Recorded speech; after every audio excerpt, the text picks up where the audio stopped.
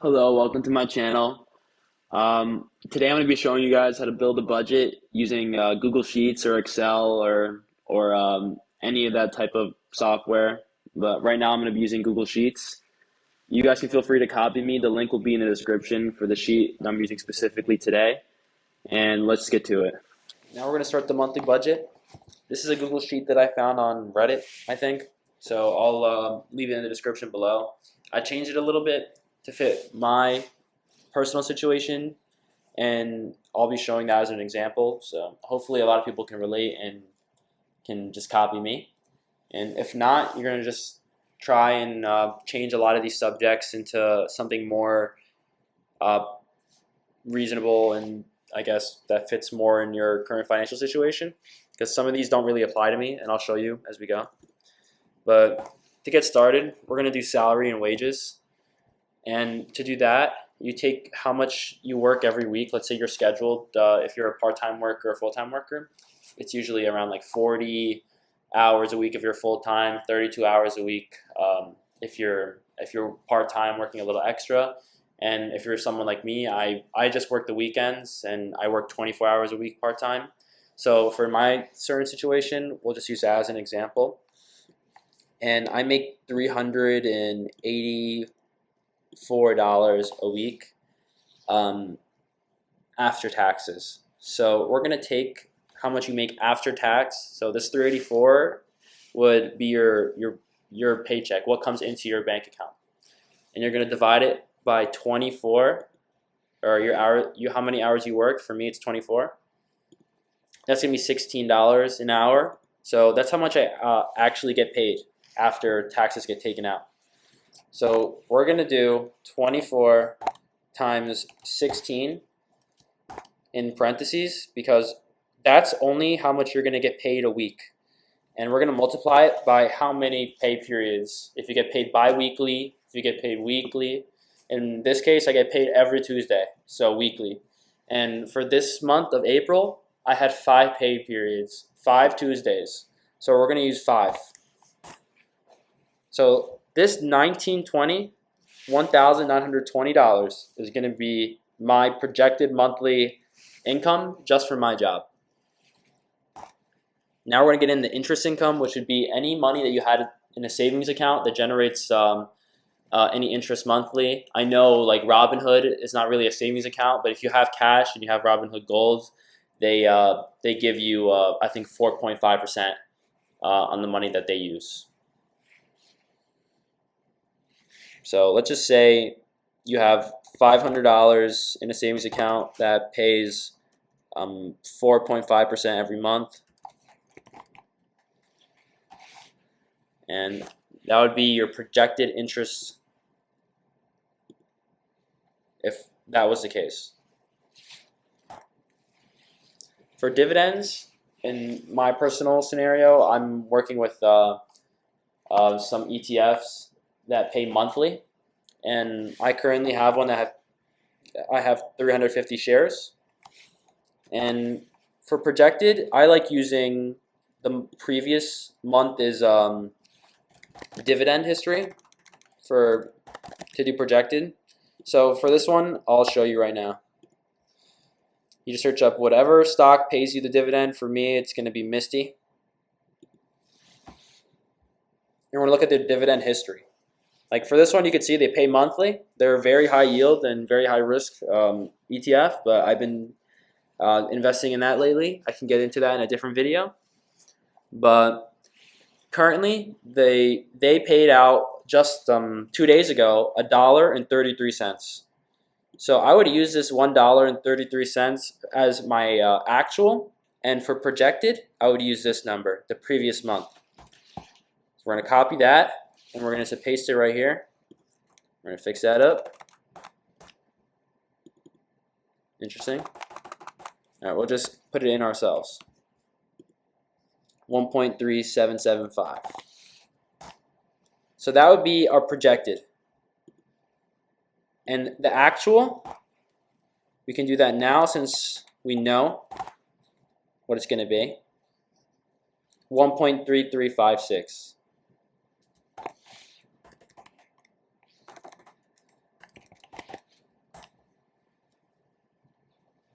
So we made $14.67 less than we thought we were going to, which isn't that much of a difference, so that's not too big a deal. But any big spikes in the difference, you should see, you should understand why that happened. So, and any refunds or reimbursements would be, let's say you had a tax return or a tax credit that you're getting back, or any rebates that let's say you bought something on like Newegg, and I know they offer a lot of rebates. So if they give you like a gift card back, that would be like a reimbursement or refund, or any tax returns of the sort. For this month, I had none.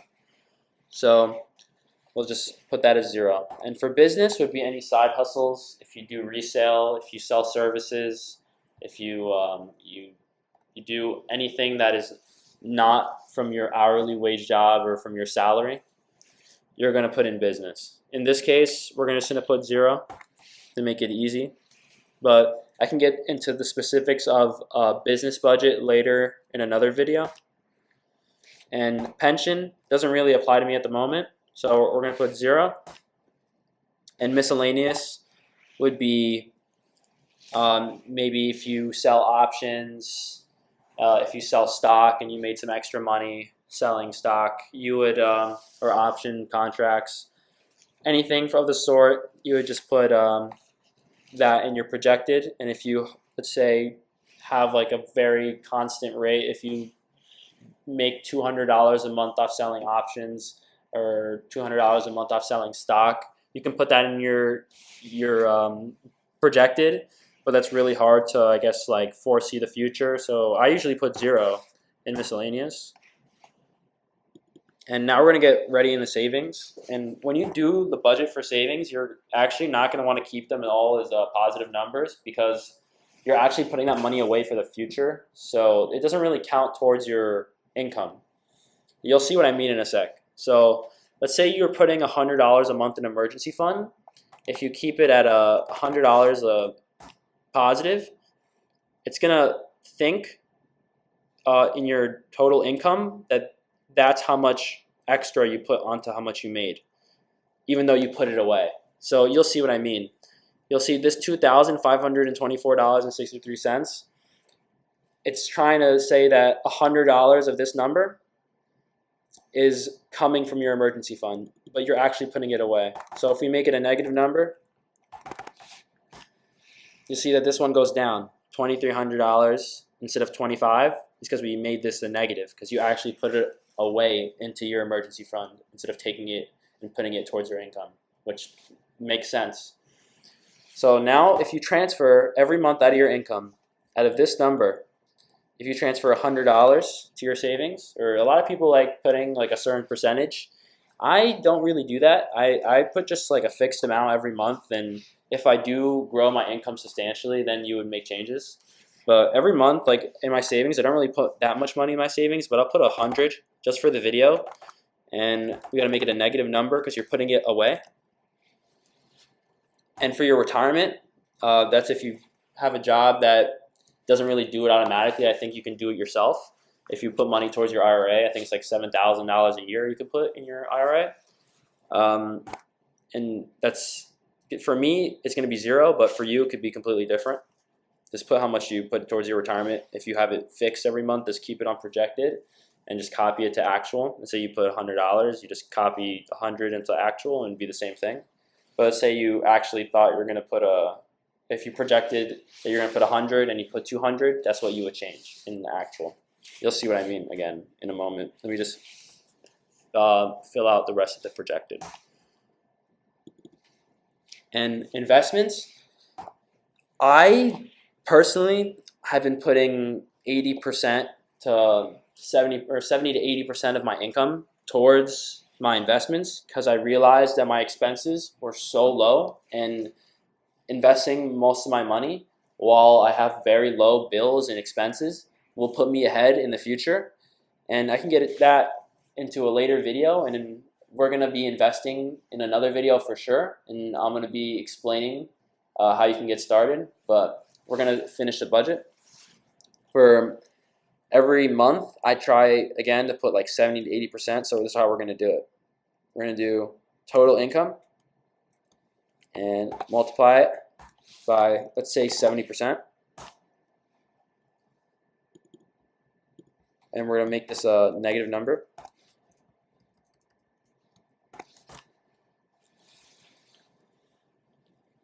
In education, if you have any monthly tuition that you pay towards your school that you've been paying off monthly, this is what you would do. I currently don't because I'm going to school on financial aid, luckily. And other, we'll just leave that at 0 for now. Now we're going to get started on the expense side right here. Anything in this light green and green, we're going to do projected first again, because this, you're going to be trying to do your budget at the end of the current month. You're going to try and do, let's say at the end of March, you're going to do your budget for the start of April. And at the end of April, you're going to try and budget your the next month, which would be May, and so on and so forth. I currently am paying $0 for rent and mortgage. A lot of people can probably relate to that if you're living at your parents' house or a family member's house, or you have anywhere that you're living from pretty much like your whole life. Until you move out, you're probably not going to be paying rent in most cases, so we're going to leave that at 0 projected.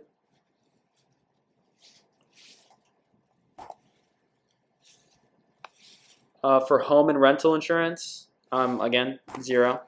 Does not apply to me. Electricity, I'm not there yet. So anything that does not apply to you, you can just leave at 0. Now we got the phone bill. I'm currently paying $120 a month. That's fixed. So we're going to copy. Cable satellite, I'm not sure many people do that anymore, so 0. For me, it's 0. Internet, I'm paying 0. Furnishing and appliances, 0. Lawn and garden, 0. Maintenance and improvements, 0.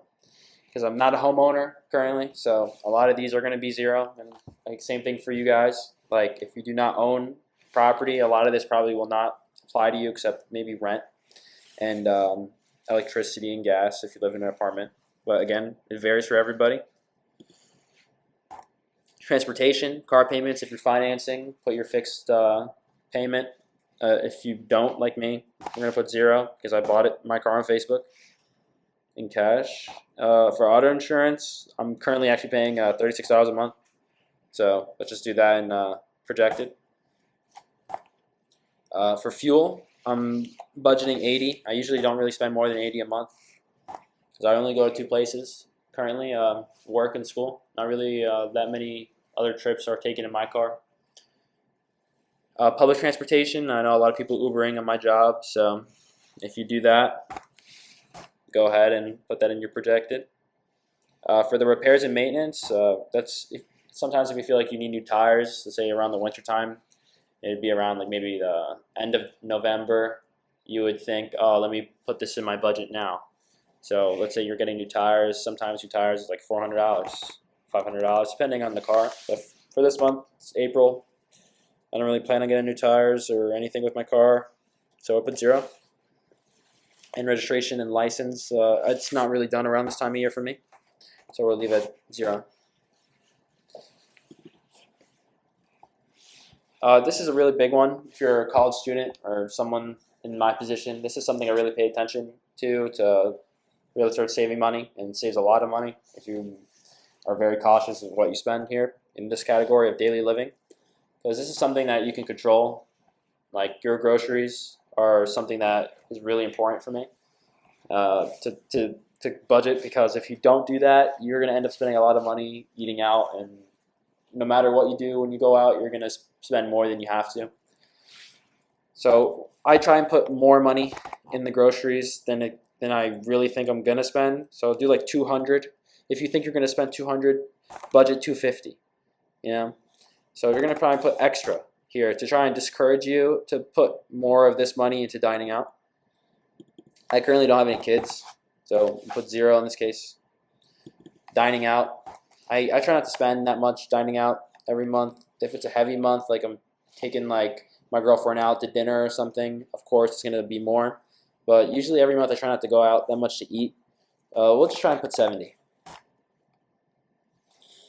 And then for clothing, I'm a hand-me-down kid. Like I'm the youngest of a couple brothers, so I get all their clothes. So that's one benefit for me. So I don't really have to spend money on eating food, or not eating food, on getting clothes. So the only time I do get clothes is if I go to like Plato's Closet, like with my girlfriend, and I get like a pair of shoes or a couple shirts, but nothing really like new. I don't really find value in like extremely new clothes, but that's just me. So I'm gonna put 0 here. Cleaning, if you do laundry for yourself, if you go out in a laundromat, if your apartment building's laundry mat sucks, like, and you need to go out to like a third party, and they're a little bit more expensive, you would honestly want to budget that because that kind of adds up. It's something that you do every month. I hope that you do your laundry, so this would be a good thing to budget. You don't really want to skimp on cleaning, so try and budget that more if you're especially living in an apartment. So try and do your laundry all the time. For me, I don't spend any money on laundry because there's always Tide Pods, and I use my girlfriend's laundry. Salon and barber. I don't really get haircuts every month, like a lot of people, but prices just keep going higher. Like I remember paying $15 for a haircut. Now I have to bring like $30, $35. So I'll just put $35, like just in case I do get a haircut this month. And I have one cat here for pet supplies. So I know a lot of people that have a lot of animals, and this is a pretty big expense. My cat's pretty cheap, so $15 a month really I spend on her. Like on average, if I have to get litter, cans of food, all that types of stuff. For entertainment, I personally don't spend that much money on entertainment. I watch YouTube a lot, which is free, and all sorts of other resources out there that you don't have to pay if you look hard enough, if you know what I mean. And I don't really pay any money for this unless I'm going out to a really big movie, like whatever's happening now. Like if there's like a joke going on, like with the Minecraft movie, I'll go to that. But nothing. If it's not a necessity, I won't do it. Concerts and plays, I don't go to any of that. But you can change this whole category if you want. Like for me, like I would put like betting, right? Like some people like do a lot of sports betting. Like for me, I'll try to spend like $20 a month on sports betting. If you do go out to watch sports, like this would be something that you could change. If you pay for ESPN to watch basketball or anything, but me personally, I $0 here, and I'll never really pay money to watch sports. Like I can just watch YouTube and watch the highlights and all that. Outdoor recreation, I try to spend less than $70 a month. If it's like the summer and we're going out to go do other really like outdoor activities, they're all going to cost money. Just remember that and try and put that in your budget, because when you go out to sort of shore or something, just know if you're going to spend the money, they're going to take it from you. So just put that in your budget. It happens a lot where you're going out and you don't put it in your budget and you just forget about it, and it creeps up on you at the end of the month when you're trying to invest and you don't know where your money went. And that happened to me so many times that I had to start doing this. If I feel like if I didn't, like I was losing every sense of control of my money. But that's just me. And then for health, I don't pay any money for health insurance. I'm under my mom's until I'm 26. I'm 21 right now, so still a couple more years on that. And hopefully by the time I get a full-time job, or by the time I own my own business, I don't have to worry about that. But that's something that's very important, especially if you're creeping up on that age where you're not going to be on your parents' insurance anymore. You should really take care of that. And for me right now, again, put 0. My gym membership, I am paying $19 a month, and I do barely go, and that's something I wish I got to change more. I do exercise, but I don't take the full effect of the gym membership that I have, and I kind of do let it not be worth it. Even though it's $19 and it's not that expensive, the fact that I only go once a month, maybe twice a month recently, isn't really making that worth it. So if you're in the same boat as me, try and use that gym membership to the fullest of its potential, or get rid of it and start working out at home, because it's just a waste of money if you don't go. And I have no copay on my doctors and dentist visits, so I'm going to put 0 there. And for medicine and prescription, same thing, nothing. My cat, nothing. She's very, very healthy. And if you have animals, this could be something that you have to expense, especially if you take them to get their yearly shots and all that. So this is something that is pretty important for pet owners to budget. And life insurance, I'm actually willing to start looking into that sooner than later, but currently I'm at $0 a month on life insurance, but I will definitely look into it because it's been recommended by family and friends to start a plan. And this whole entire section for me doesn't really apply, like almost at all. So I usually just do this one as a custom, and I just leave them all as X.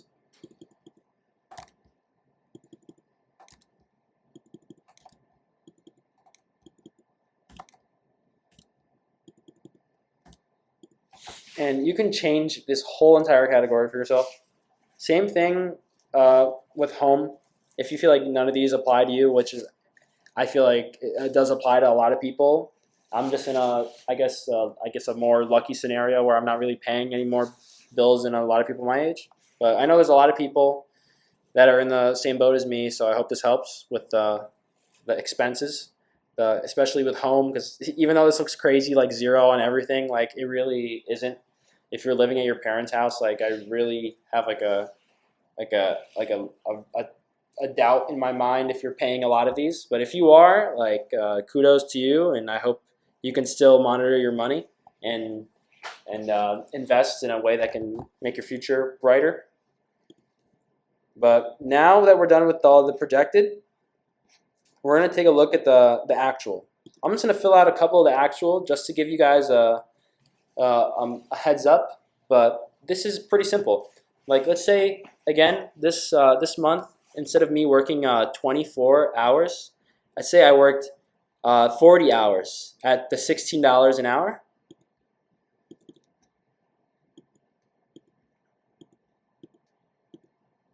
That would be $640. Let's say that whole month, instead of working part-time, I worked full-time. So let's do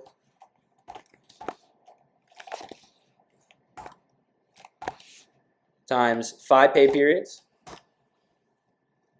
That would mean I made $1,280 extra this month than what I thought I was going to. This difference right here is going to tell you what you thought and what you did. And that is very, very important. You're always going to want to make sure that your actual income is more than your projected. If you have a projected fixed income every month, like there's something that you could do to make that more money. And you just need to take the risk of learning and take the risk of applying your knowledge into the investment world and seeing if you can get green out of that. It takes years to kind of build up the confidence to just have your money do work for you. But when you get into the stage where you see the results, you'll pay respect to the effort that you made in the future. And for interest income, again, I actually don't have any interest, so we'll just fill out this one. And dividends, I showed you guys how to do that. You can go back in the video to look up how I got these numbers, 1.3356. Again, you can just look up the stock, look up its dividend history. Fairly simple. And refunds and reimbursements. Let's say, actually, I'm getting a tax return this month. I actually did my taxes recently. So let's say my taxes were actually $200. This number right here, again, I just made $200 more than I thought, which is a good thing, which is always a good thing. You're going to always want to make more than you thought you were going to make. You're going to always try to spend less than you thought you were going to spend. So that's the moral of the story here. And you're going to try and take the difference that you make every month and put it in this, investments. And we're going to highlight this yellow. This is your most important box by far if you want to look to make more money with your money. So you're going to want to keep in mind the money that you put in investments. And remember, I said that we're going to do 80% or 70%. We're going to do the same thing here.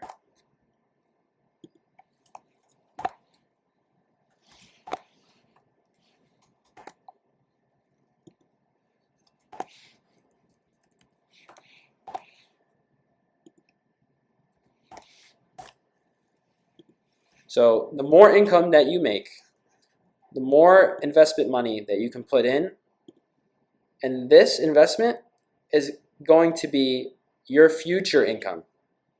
So just know that even though it's taken out of your income, you're going to get this back, your investment. That is your goal, to get your investment and more.